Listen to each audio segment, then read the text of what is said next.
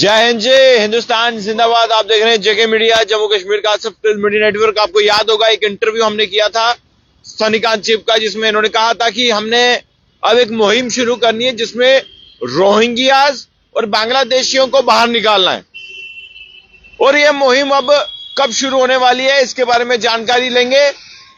और दूसरा मुद्दा जो गरमाया हुआ है जम्मू कश्मीर केंद्र शासित प्रदेश में, नेशनल लॉ यूनिवर्सिटी का, सेपरेट स्टेट का, उसको लेकर भी जो है अब सियासत जो है गर्म हो चुकी है। और जो इस वक्त जम्मू कश्मीर में जो सर्वे चल रहा है, जितने भी मदरसे, जितने भी मस्जिदें हैं, उसको लेकर कश्मीर में राजनीति जो है वो गर्म है। जम्मू में क्या कहना है, पहले हम रोहिंग्या बांग्लादेशी पर चर्चा करेंगे, फिर नेशनल लॉ यूनिवर्सिटी को, सेपरेट स्टेट, उसके बाद हम चर्चा करेंगे जो सर्वे हो रहा है जम्मू कश्मीर में मदरसे और मस्जिदों का। सनीकांत जी, आपसे मैंने पहले बातचीत की थी, आप दिल्ली भी गए, आपने कहा था कि हमने रोहिंग्या बांग्लादेशियों को बाहर निकालने की मुहिम शुरू करनी, कब करने वाले हैं? देखिए, सबसे पहले तो आपका मैं धन्यवाद करना चाहता हूं। रोहिंग्या और बांग्लादेशी की जो मुहिम है, हमने पिछले दिसंबर से 8 तारीख से शुरू की है। और जो कि हमने कहा था कि 8 तारीख तक हम इनको, सरकार को टाइम देते हैं कि आप SIR लागू कीजिए और इनको बाहर निकालने का जो रास्ता है वो तैयार कीजिए। लेकिन इन्होंने आहिस्ता आहिस्ता से उसको निकाला, नहीं निकाला। जो अभी तक जो है लोगों के अंदर भी, ये हमारे जम्मू के लोग, काफी संगठन जो है इस चीज को जो तेज तूल इसको पकड़ रहे हैं। और आने वाले दिनों में हमारा ये नहीं कि महीने के बाद, 10 दिन के बाद, आने वाले कुछ दिनों के अंदर हमारी तरफ से, राष्ट्रीय हिंद संघ की टीम की तरफ से, रोहिंग्या बांग्लादेशियों का जो मैंने कहा था कासिम नगर की तरफ कूच करेंगे, वो हमारा जो है कूच होगा। और उनको बाहर निकालने का जो हमने ठाना हुआ है, जो निर्णय लिया है, वो जरूर मुकम्मल होगा। और हम इसमें सरकार को बोलना चाहते हैं, कब होगा? क्योंकि आपने हाल ही में एक खबर देखी होगी जेके मीडिया के माध्यम से, जहां पर रोहिंग्या बांग्लादेशियों ने 3 जम्मू के सिटी जो लोकल लड़कों पर अटैक किया, यूथ को। हाँ, बिल्कुल यही चीज है। उन यूथ को मैं बोलना चाहता हूं कि आप भी उस दिन हमारे साथ शामिल हो जाएं। हो सकता है हमारा 18-19 तारीख को जो तय होगा, उसमें मैं तमाम प्रेस मीडिया को जो है न्योता दे दूंगा, इन्विटेशन दे दूंगा। और सरकार को, प्रशासन को इंटीमेशन करके हम लोग जो है उनके ऊपर जो है ये चीज दावा बोलने की कोशिश करेंगे कि यहां से बाहर निकलिए और अपने देश जाइए। क्योंकि हम चाहते हैं कि यहां पे क्राइम ना हो, नशा ना हो, हमारे नौजवानों को रोजगार मिले। और आप जो आपकी मंशा है कि हमारे लोगों के ऊपर कैसे जम्मू कश्मीर हो, देश के अंदर हो, बांग्लादेश के अंदर हो, कैसे टारगेट करके उसके ऊपर अटैक करना, वो हम नहीं होने देंगे। और आप लोग ठानिए, और आप लोगों ने निर्णय लेना है कि हमें जम्मू कश्मीर से उन लोगों को बाहर निकालना है जो आपका हक, आपकी जमीनें, आपकी बिजली, आपका पानी जो आपसे छीन के ले रहे हैं और अवैध घुसपैठी उनको बोला जाता है, वो यहां बैठे हुए हैं। हमारे लोग बेचारे दर बदर हैं, रोडों के लिए, बिजली के लिए, पानी के लिए, जमीन के लिए, घर मकान के लिए, और उनको सारी सुविधा दी जा रही है, रोजगार भी दिया जा रहा है।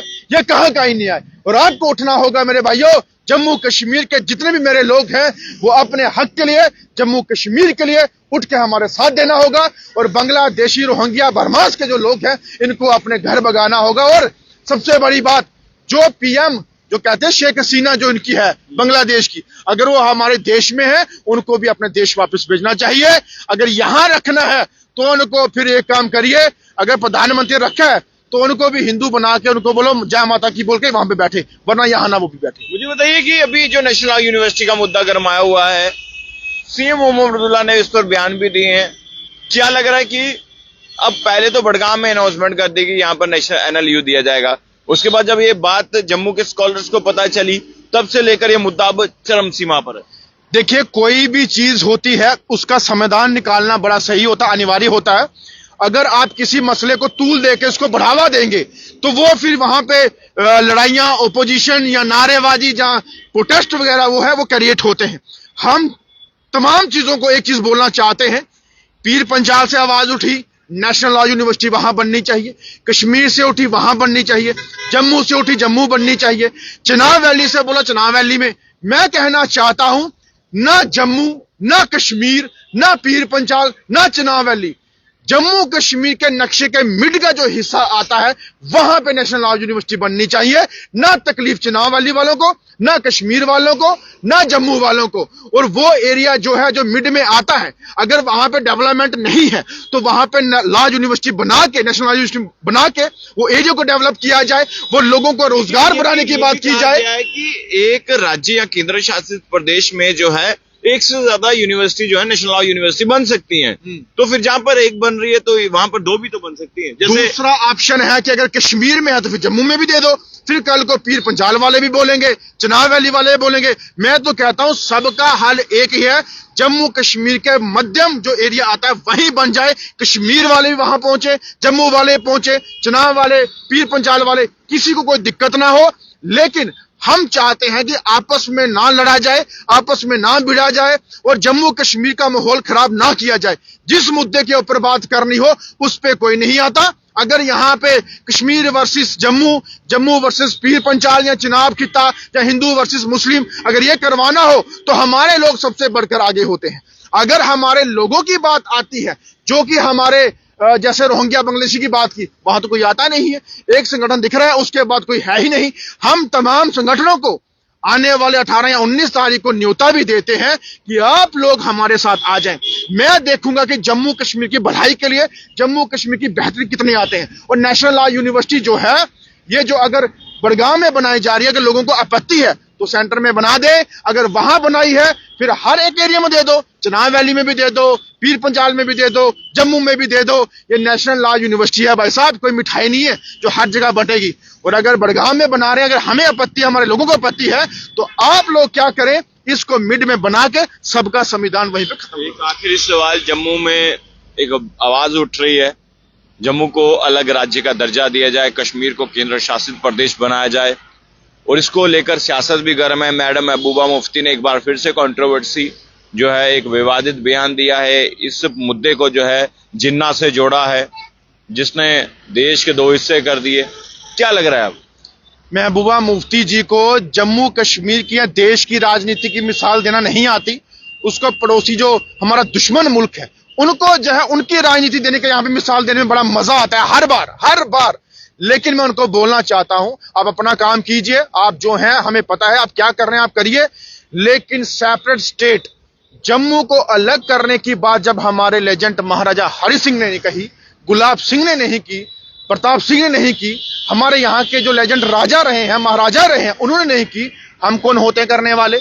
उन्होंने इस राज्य को नहीं, इस देश को, ये देश कंट्री थी हमारी, उसको समेटा। और मुझे बताइए ऐसा कौन सा लोग, कौन सी मानसिकता होगी जिसको अलग अलग टुकड़ों में बांट के, उसको टुकड़ियों में रख के जो है सत्यानाश किया जाएगा। ले लद्दाख भी हमारा है, कश्मीर भी हमारा है, पीओजेके भी हमारा है, गिलगित बिल्तिस्तान भी हमारा है, जम्मू भी हमारा है। ये सारा एक होगा, ये हमारे देश का हिस्सा है, ये जम्मू कश्मीर का हिस्सा है। और हमारे राजाओं की जो मानसिकता थी उसी मानसिकता पे हम चलेंगे। और अलग अलग करने से बेहतर है उसको समेट के उसके ऊपर प्रॉपर तरीके से जो सेंटर की जो चीजें हैं वो मुहैया करवाई जाए। और अपने लोगों के अंदर अगर दम नहीं है, जम्मू वालों के अंदर अगर अपना हक लेने का, तो उनको पता है कि सियासत कैसे गरमानी है, तो गरमा रहे हैं। अरे भाई साहब, आपके पास 29 MLA हैं, आपके पास राज्यसभा मेंबर्स हैं, आपके पास सेंटर में सरकारें हैं, तो आप अगर वहां नहीं बात कर सकते, वहां से नहीं ले सकते, तो फिर कहां जाओगे? लद्दाख अलग करवा लिया, क्या मिल गया आपको? 370 तोड़ दिया, क्या मिल गया आपको? अब जो टुकड़े हैं आपको अलग अलग करने हैं, तो बंट के क्या मिल जाएगा आपको? हमें पता है कुछ नहीं मिलने वाला। जम्मू से 29 MLA बन गए, उन्होंने क्या लिया? अगर उनको, मुझे पता है ना, वो भी बेचारे लाचार हैं। अगर असेंबली के अंदर कभी मांग उठती है तो उनको उठा के बाहर फेंका जाता है। असेंबली के अंदर वो निस्मर्थ है, उनके पास खुद के लिए पावर है नहीं, वो क्या किसी को पावर देंगे? बट इतना है कि अगर देश की सरकार के पास जाए तो कुछ ना कुछ ला सकते हैं। शुक्रिया। तो देखिए, जो मुद्दे इस वक्त गरमाए हुए हैं उसको लेकर जो है संध्याकांत चिब ने क्या कहा है, ये आपने सुना, वो अपनी राय जरूर कमेंट बॉक्स में रखिएगा। देखते रहिए जेके मीडिया। धन्यवाद। जय हिंद।